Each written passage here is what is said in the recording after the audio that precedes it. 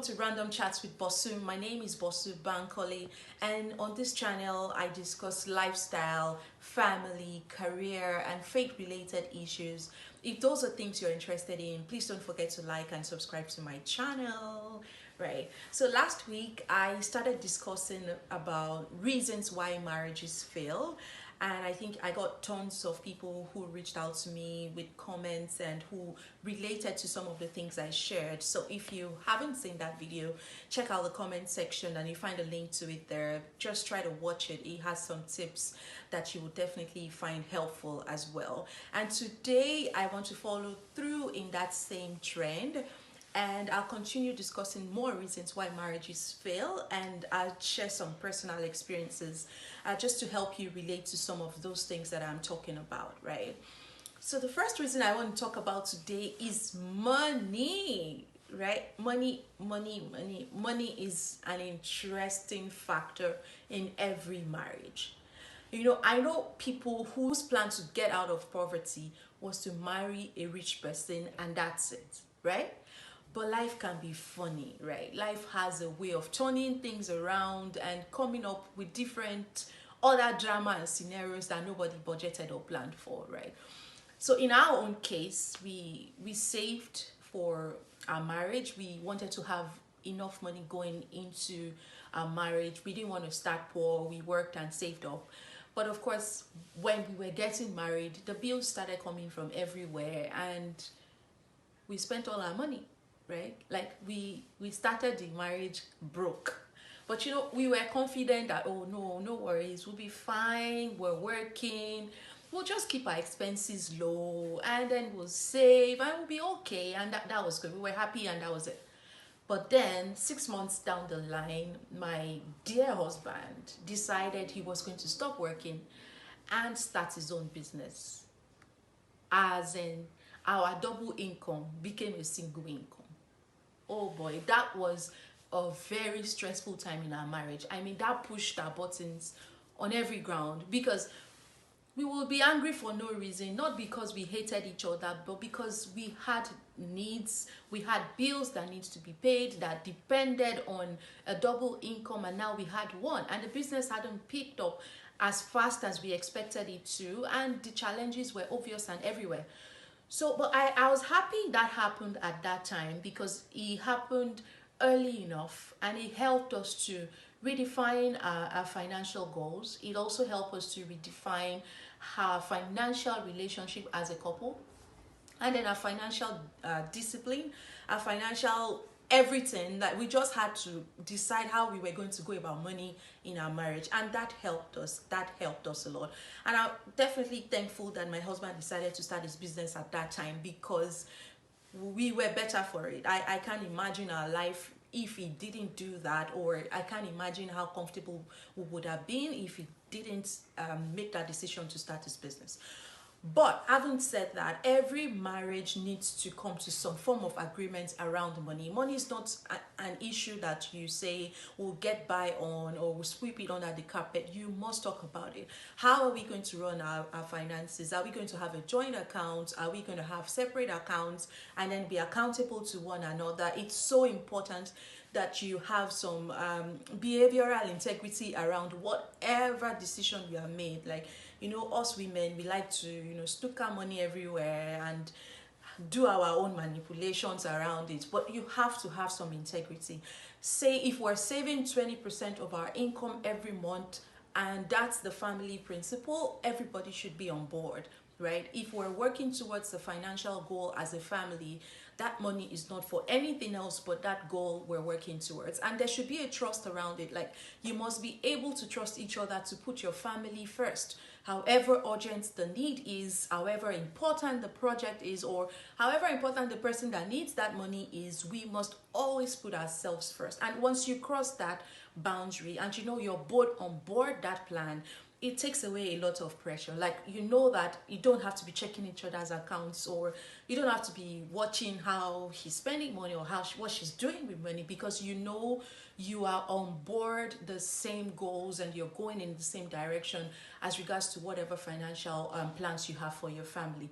But that's being said, every family is not the same. I mean, there are families where one partner is a spendthrift and the other is a saver. It brings a lot of pressure. Like, you can't be saving all the money and somebody lavishly spending it all. In that case, you may need to review and say, oh, I understand you're a spendthrift. Only bring certain percentage. We are not bothered about whatever you do with the rest of the money, but we can entrust you with our family finances.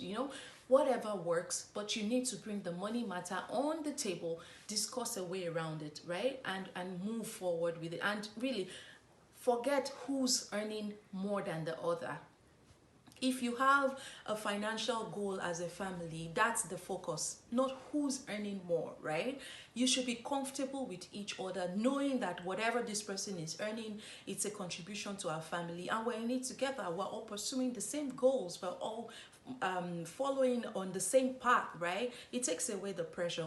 Bottom line, money is not something you put aside. You must talk about it in your family. The next thing I want to talk about is routine of work, life, being a mother or being a father, just getting into roles and forgetting about the marriage. And we can all get on that moral horse and say, it's not my fault, I have a busy job, or I am busy, that's why I don't have time to spend with the family, or that's why we never find time to do anything fun. That is a dangerous place to be. That is a dangerous place to be. I mean, routine steals everything away from you. It helps you to just keep going like a zombie. There was a time in my marriage where I've gone to work all day. Like, I used to leave home then at 5 a.m., get back at 7. Once I'm back from work, all I'm doing is dropping my bag or my laptop bag on the table, taking off my jacket and going straight to the kitchen, cooking, feeding everybody else. Once we're done with dinner, I hit the bed and that's it. Because I am exhausted. But I was consoling myself with the cooking routine to say, oh, I'm investing in my family. I'm cooking for all of them. They are eating well, and that's all that matters. But no, they wanted me, right? But I wasn't there because of my lifestyle, my work routine and all that. We need to realign our priorities. If your family is important to you, they should not be the ones you're making adjustment with. Your work schedule should be where you're making adjustment, right? And if we align our priorities as such, then we can make the time for our family. I mean, it's so easy to stop having fun. It's so easy. And if you think that's not so true, ask yourself, the last time you had an exciting news to share, who did you share it with first? The last time you needed to laugh, who did you laugh with? The last time you had one major gist about something or something pressing, who did you talk to about it? If those people are other people that is not your spouse, you're already meeting all your emotional needs from somewhere else and the person is not in the picture, right? So you need to intentionally spend time to have fun. Case in point, when our marriage was 10 years old, my husband kept planning for that 10-year anniversary, and I kept telling him, it's not a big deal. What's about it? There's nothing to say. We're together and that's all that matters. And the day came and went and nothing happened.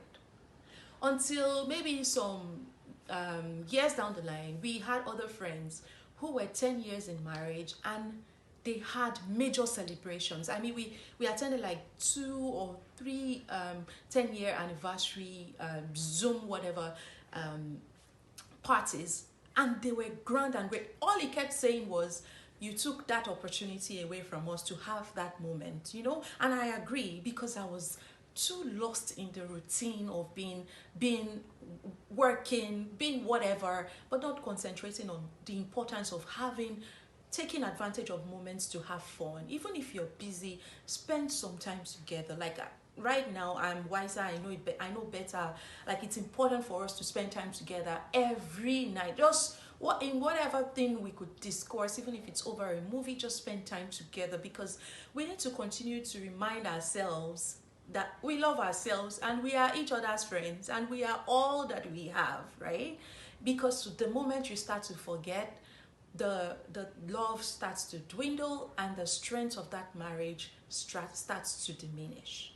The next point I want to talk about is conflicts, right? Like, you have to learn the art of fighting and resolving. I mean, because you, as much as you love each other, you are people who live with each other every day.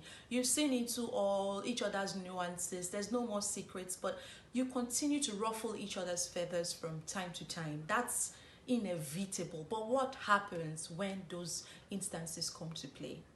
First, it's easy to say separate the issue from the person. That's true, right? You are angry, but they are not your enemy, right? But we must trace it back. Like, sometimes the things we're angry about is not about that issue, but our perception, our previous experiences, and things that has happened to us in the past that is somehow coming to play in our heads, and then we're thinking those issues are related to this one that is happening now, and it definitely may not be true. I tell you, personally, I had a lot of emotional baggages going into marriage, in the sense that I I was not emotionally confident. I grew up believing that life was not fair, and that everybody is out there to cheat you, and that you have to always fight for everything. And all of those things were in my head when I got married. So every time my husband does something, I'm always thinking he's trying to lord it over me, or he's trying to cheat me, and I get unnecessarily aggressive, until he was able to spot that and say, what exactly is the problem? And it was a lot of wall shattering experience for me, because I was able to trace it back and see how my past and previous experiences was coming into play in the conflicts that we have in our marriage. And it's really not about those incidents. So you have to learn how to fight. For us, we can't both be at a high steam at the same time. Somebody has to keep quiet, right? And the person keeping quiet, it doesn't mean that they don't have something to say. It's just that that's not the right time, because we can't both be on the high steam at the same time. Somebody has to voluntarily keep quiet, right? And it always gets resolved, because we don't want to say things at angry moments that will continue to linger even after we've resolved those issues. Don't forget, this is someone you're genuinely in love with, that you're building life with. Yes, you're angry, but I saw a funny sticker today somewhere on one of the groups I'm in. The person packed lunch and put a sticker on it. This lunch was not packed with love. That's to say, the person was angry at that time, but then she still felt, well, I'm angry, but I'm not angry enough to leave you hungry. But you need to know I am hungry. That's just so sweet and so amazing. Like, you're angry, yes. But don't keep. For example, earlier in our marriage, I remember there was a particular time we had a fight, and then my husband at that time said he wasn't going to eat because he was angry. Well, I grew up knowing that if you want to fight, you need all your energy. So food cannot be out of the scene. You have to eat so that you have all the energy you need to go back into the battlefront and fight however way you want to do. But at that time, we had to resolve, no, we don't do such. That's not something that we do. This is not how we're going to run our marriage. We don't fight in a way that somebody comes into our house and know we are fighting. No, we will resolve it, but we keep our life going until we get to the point of resolution.